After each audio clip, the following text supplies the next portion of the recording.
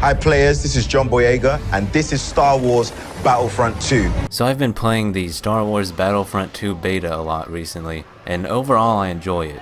It really captures the feel of Star Wars, really feels like you're in that universe doing your thing, a lot like the first one in that regard. The handled vehicles and heroes much better than the first one, and the space battles are outstanding. They look amazing, they sound amazing, the flying is actually skill-based. It's not entirely based on some overpowered lock-on system. Some parts are maybe a little unbalanced, and the environmental hitboxes are awful. But this is definitely my favorite game mode of the beta. It's just genuinely fun to play, and I don't really even get frustrated if I'm dying a bunch. So the first major complaint I have, and I've had this complaint since I initially heard about this game, all progression is directly tied to star cards. Now if you don't know what star cards are, it's basically baseball cards that you get from loot boxes. Instead of shooting a gun a bunch of times, getting better at using it, and then unlocking upgrades for it, you just buy loot boxes with points you get in-game or from, I guess, microtransactions eventually. And then you open the loot box and you better hope to God that you get some baseball cards that apply to your favorite class.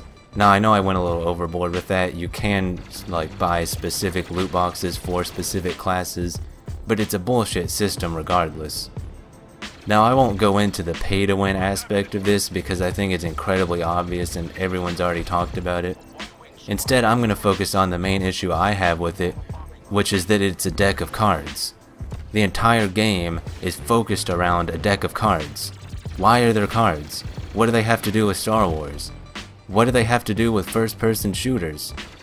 Why is the upgrade system different than all other DICE games? I don't want to feel like I'm playing fucking Yu-Gi-Oh! Running out into battle with my deck of cards so that I can summon my shotgun. That's not even an exaggeration. One of the cards is literally summoning a shotgun. And then at least in the alpha, the cards looked a little more Star Warsy. You know, they were neon, a little digital looking, they had symbols on them. Now they look like actual baseball cards.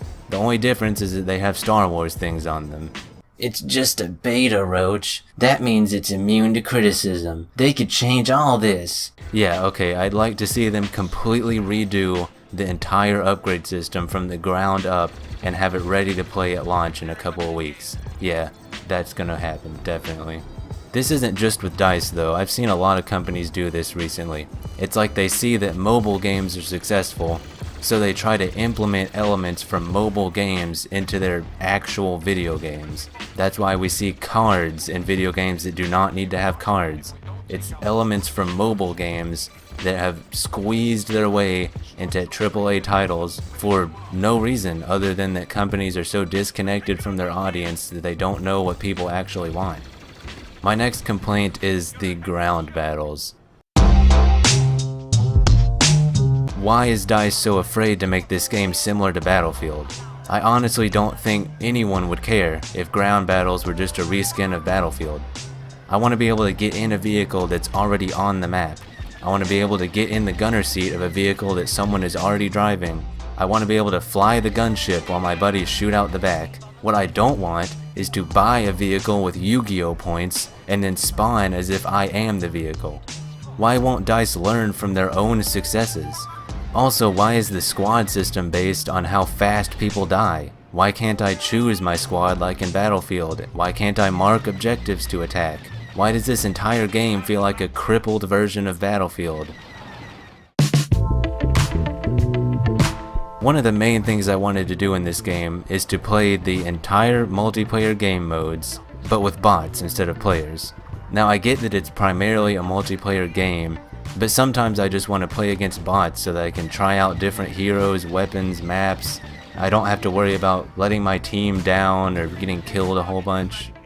But looks like I'm out of luck, because according to these leaked screenshots that have since been deleted, there are only 2 arcade modes. Onslaught, where you fight waves of enemies up to 999 I think, and 10v10 Team Deathmatch. There's no starfighters, no vehicles, no AI heroes. Why won't they add a skirmish mode? Why are they so reluctant to let people play offline? Why does this game look like it's gonna have less than 1/10 of the content of the 2005 version? I realize things might change before launch, you know, they could add more offline stuff, whatever, but I really doubt it. Maybe they'll add something like this in an update later on, but I don't think so since they don't stand to make any money off of offline play.